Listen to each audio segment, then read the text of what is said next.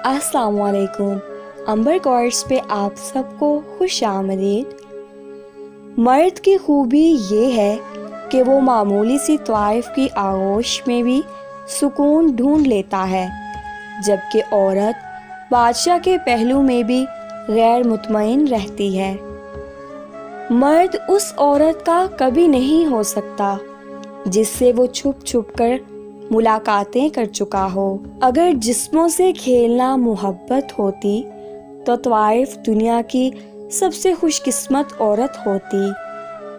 बाज़ दफ़ा हम दर्द की ज़रूरत नहीं होती, बस दिल चाह रहा होता है किसी के गले लगकर खूब रोएं।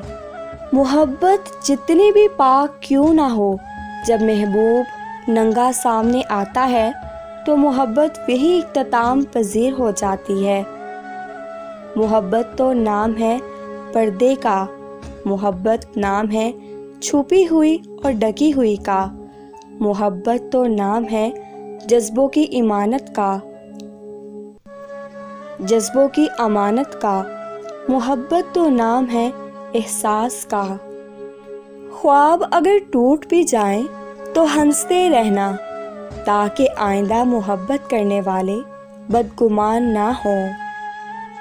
मुझे पसंद हैं वो लोग जो अपने जज्बात और एहसासात को अल्फाज का जामा पहना सकते हैं, अपना माफ़ी उल ज़मीर आसान से लफ्ज़ों में बोल सकते हैं।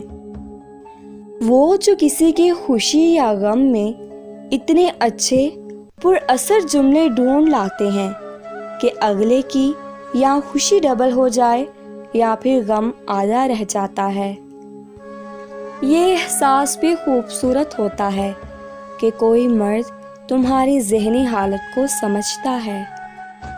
कुछ लोग भले हमसे बुरा भी कर जाएं, हम फिर भी उन्हें मिस करते हैं। हमारा मिस करना ही हमें बताता है हमारी चाह सच्ची थी।